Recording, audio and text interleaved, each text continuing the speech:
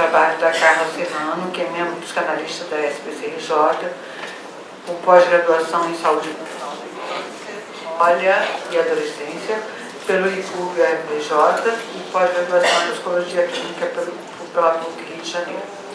Então, como o Carla não pôde vir, o trabalho dela será lido por Heloísa Peixoto de Mello, que é membro efetivo da SPCRJ. Bom dia a todos. Tenho essa tarefa árdua que eu pretendo executar da melhor forma possível, com muita emoção. Algumas considerações sobre o atendimento online e o setting psicanalítico no contexto virtual. Em 2020, fomos surpreendidos com a chegada da pandemia de Covid-19 e profissionalmente tivemos nossa prática clínica abrupta e compulsoriamente suspensa, pelo menos da maneira como a praticávamos até então. Impactados por angústias esmagadoras, suscitadas por cenário pandêmico jamais imaginado, tornou-se imprescindível tentarmos simbolizar esse real que nos assolou. Sendo assim, precisávamos nos reinventar para possibilitar a continuidade de atendimentos que já seguiam, acolher as novas demandas que surgiam e manter viva a psicanálise. Não é de hoje que nos vemos diante de um ou outro atendimento mediado por tecnologias da comunicação. Bruce Fink, em 2017, escreve sobre a viabilidade do trabalho analítico por telefone, estabelecendo a escuta de ambos, paciente e analista, como elemento operador clínico fundamental para a sustentação do processo. No entanto, esta experiência vinha sendo vista com muitas reservas e ambivalência por parte da comunidade psicanalítica, havendo ainda pouca discussão sobre o assunto. Ainda que não tenha surgido com a pandemia, foi a partir dela que este formato de trabalho se generalizou, deixando de ser uma experiência individual e pontual para tornar-se coletiva, transformando-se na única modalidade clínica possível nesses tempos de confinamento. A partir dos avanços tecnológicos, nos foi possível entrelaçar a psicanálise a ferramentas que, se não tão novas, tiveram seu uso ampliado, possibilitando sessões remotas através do celular ou computador, WhatsApp, FaceTime, Skype, plataformas de reuniões. E assim, diante do colapso evidenciado, se fez urgente e necessário acolhermos e nos adaptarmos à demanda deste novo dispositivo clínico, nos obrigando a navegar por rios pouco explorados no território da psicanálise até então.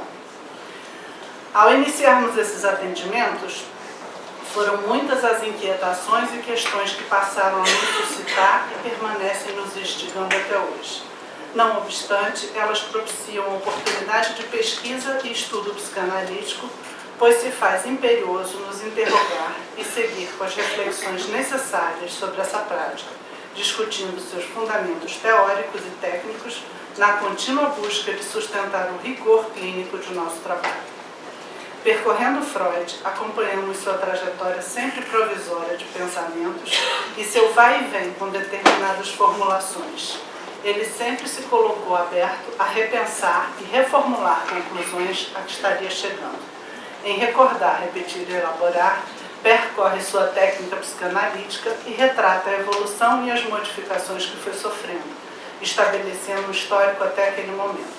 Agora, em 2023, tempos após a construção de sua fundamental obra, atravessados pela desconcertante experiência de uma pandemia, assim como pelos avanços tecnológicos que foram penetrando o nosso mundo, que novos aportes clínicos poderíamos assumir neste caminho para fazer da psicanálise hoje, em pleno século XXI?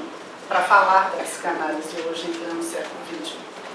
Em minha clínica, decorrido o primeiro tempo mais radical do referido cenário, o formato presencial de sessão voltou a prevalecer. Porém, vez por outra, pontualmente, recorremos a alguma sessão online, seja por estarmos temporariamente acometidos por alguma doença ou por dificuldade de deslocamento. Apenas alguns pacientes permaneceram online por questões específicas ou por residirem em localidades distantes. Passamos também a ser mais procurados por pacientes de outra cidade, estado e até mesmo país. Tudo isso não nos induziria a pensar em uma nova realidade clínica que veio para ficar?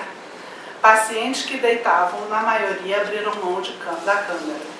Para outros, ela se tornou indispensável. Mas com ou sem vídeo, como falar em setting psicanalítico? Como estabelecer um setting possível nos atendimentos virtuais? E quais os limites éticos dessa flexibilidade?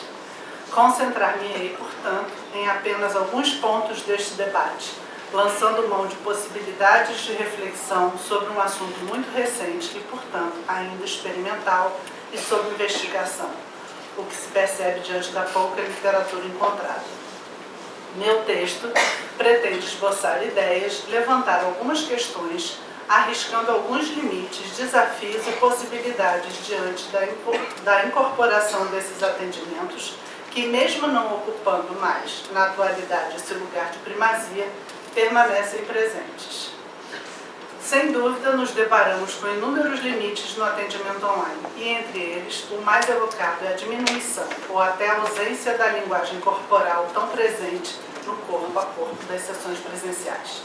A ausência do corpo como operador clínico exclui a afetação que provoca. Fábio Belo aponta que, por mais que se possa perceber muito do outro através de seu discurso, a associação entre fala e corpo pode produzir muitas variações e até tensões a serem exploradas em um processo psicanalítico. Outro limite diz respeito ao uso da função do silêncio por parte do analista.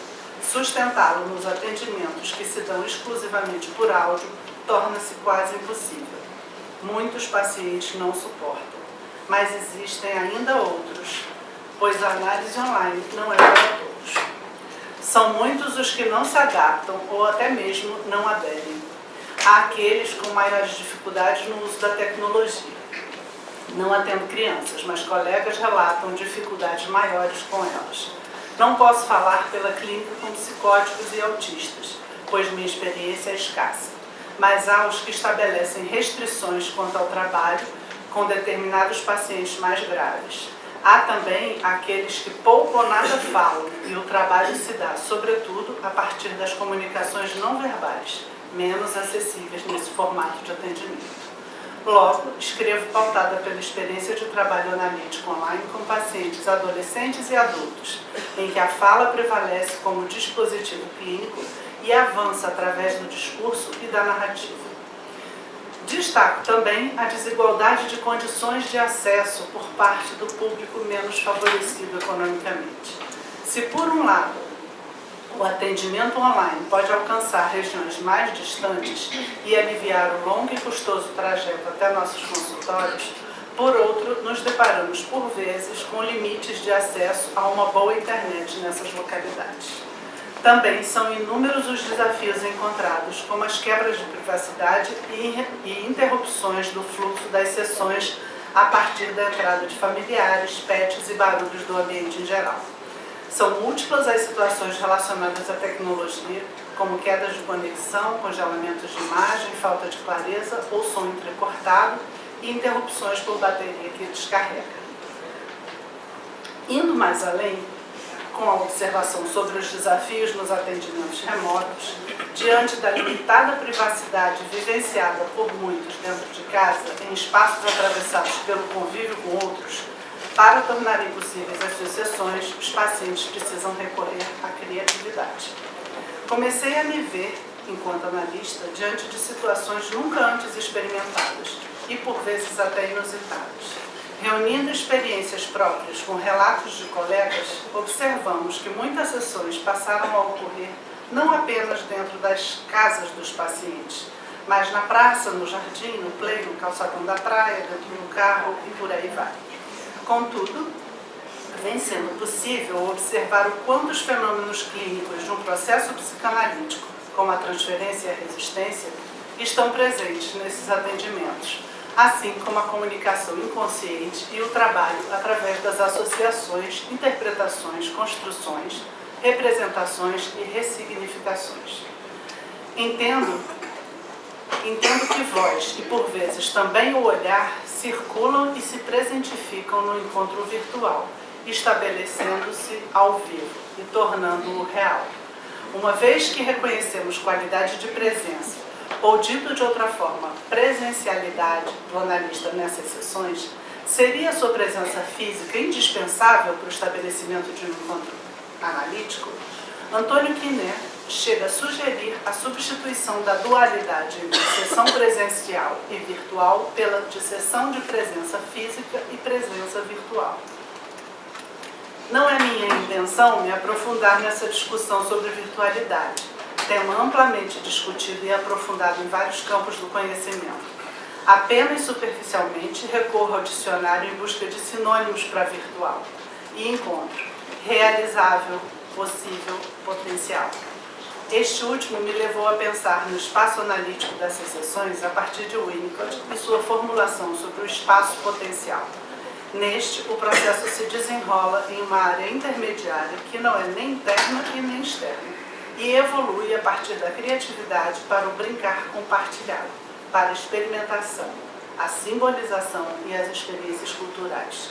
Portanto, para além de um espaço físico, não estaríamos falando de um espaço psíquico.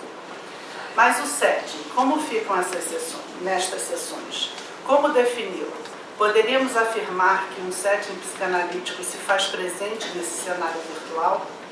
Tradicionalmente, o setting é composto por um espaço físico num lugar fixo, estabelecido pelo analista, compartilhado por ambos, em que a poltrona e o divã são harmoniosamente dispostos dentro de um ambiente acolhedor e de confiança.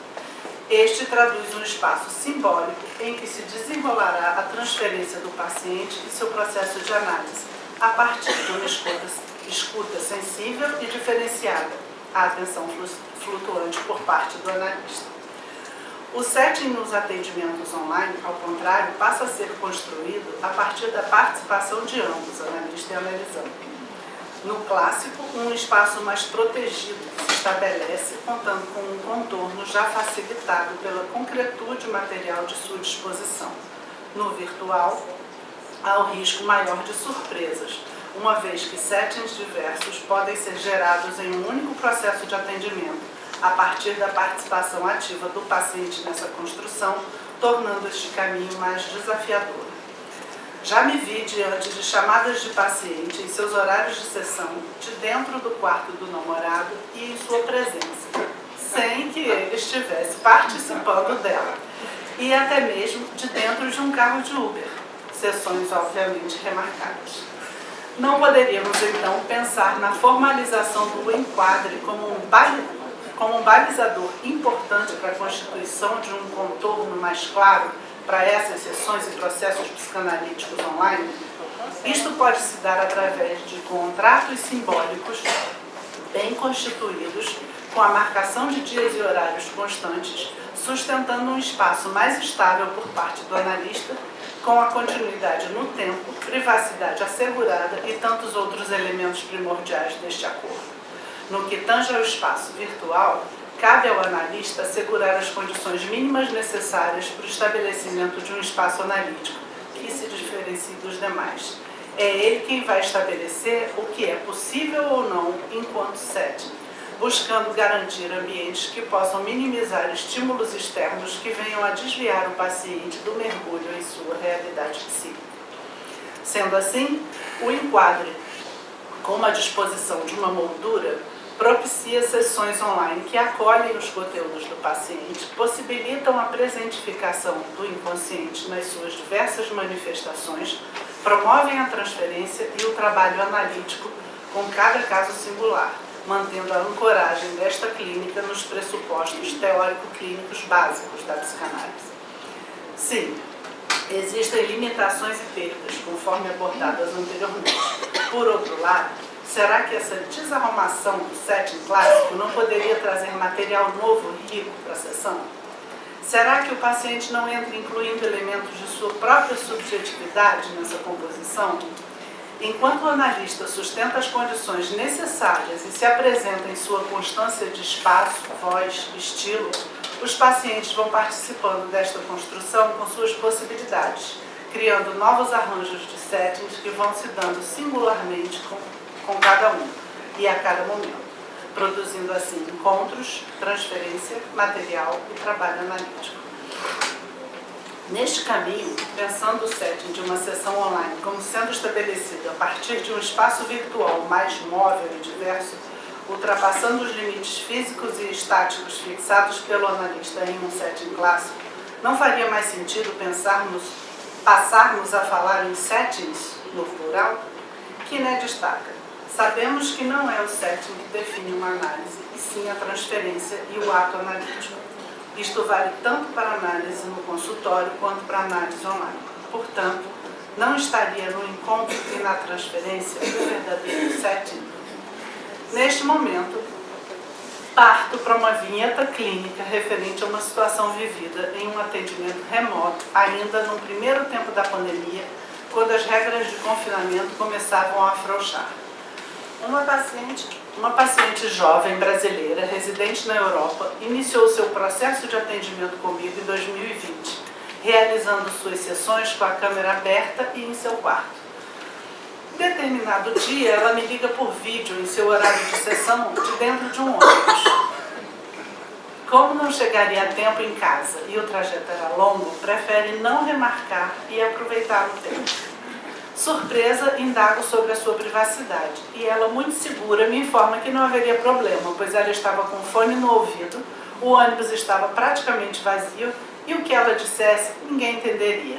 E segue falando. Desconfortável, mas movida pela minha absoluta falta de resposta imediata diante do ineditismo daquela situação, me pego seguindo com ela de ônibus. Esta paciente traz queixas de dificuldade de sono e sentir que sua vida não anda.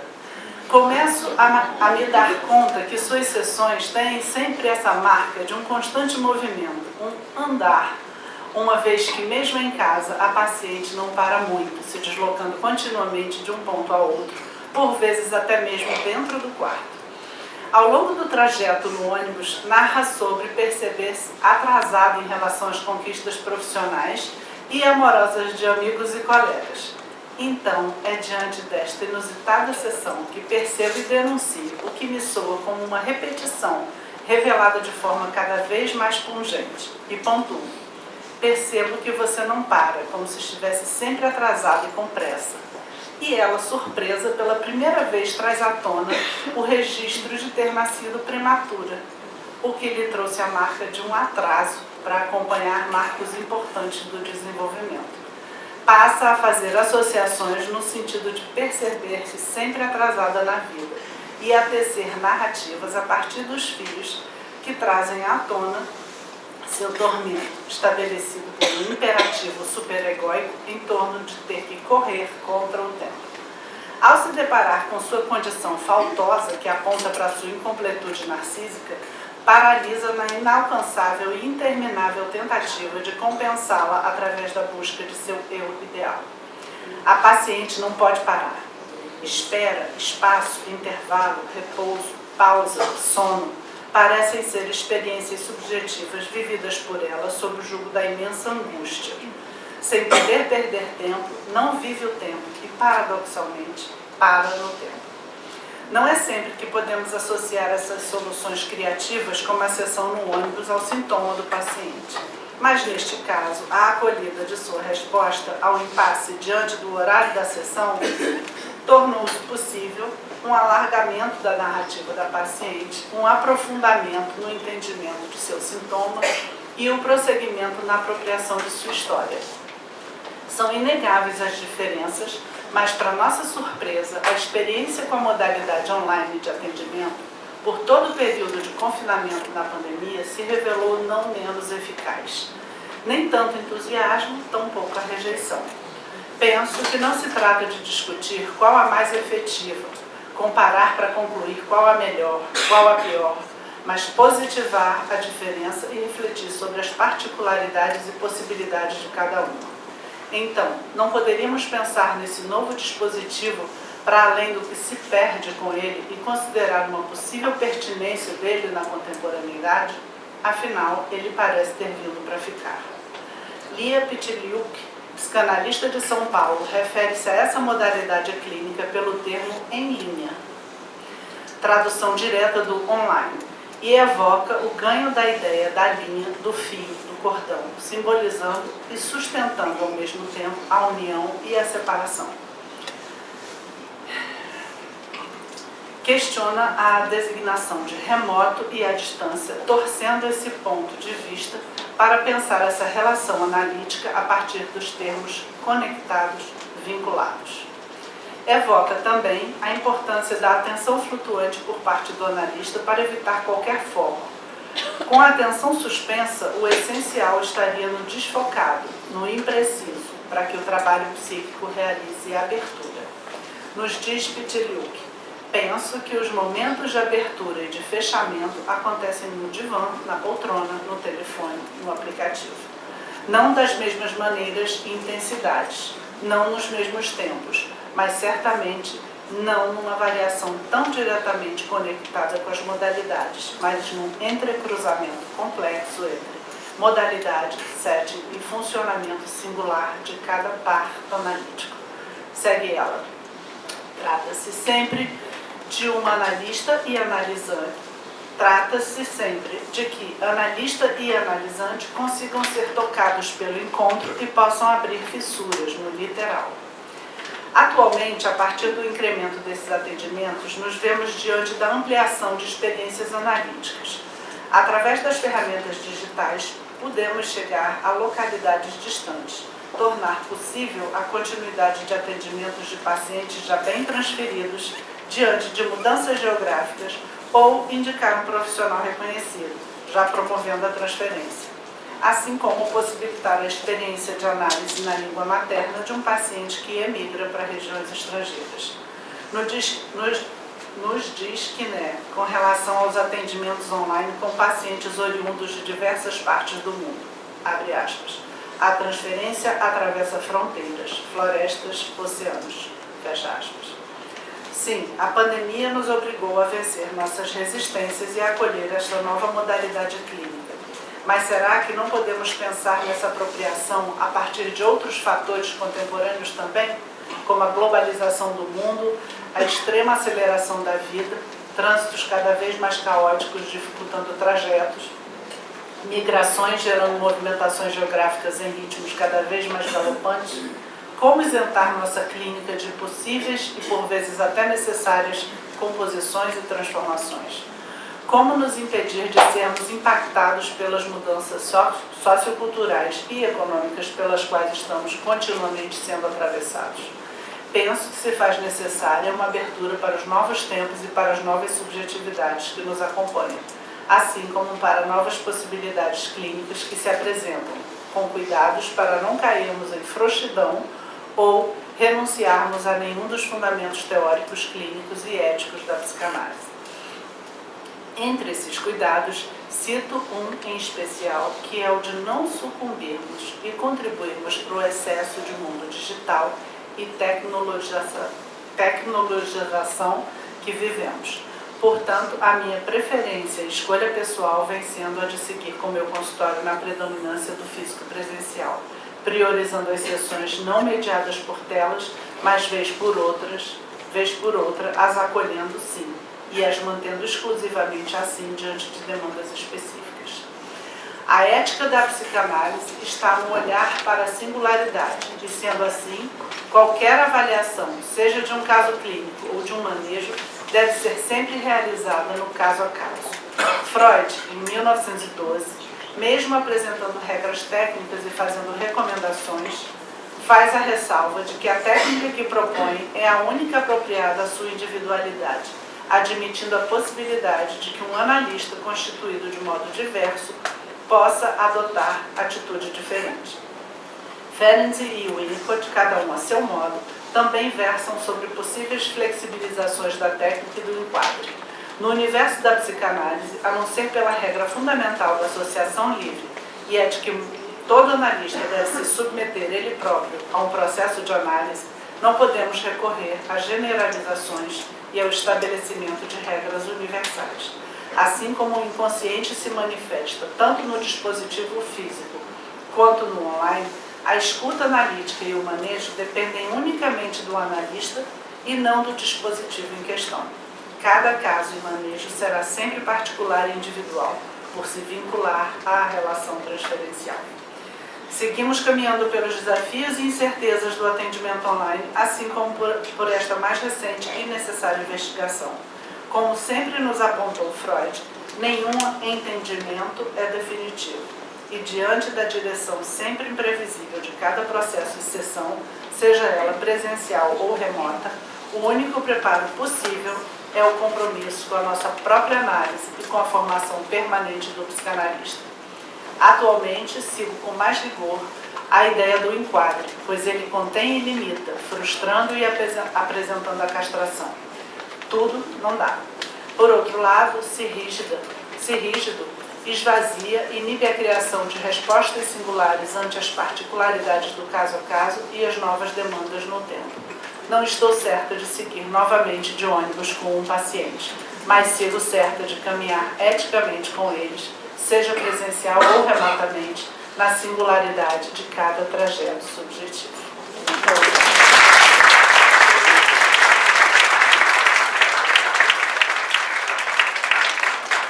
Palmas para ela. Parabéns a Carla Serrano e obrigada pela leitura precisa e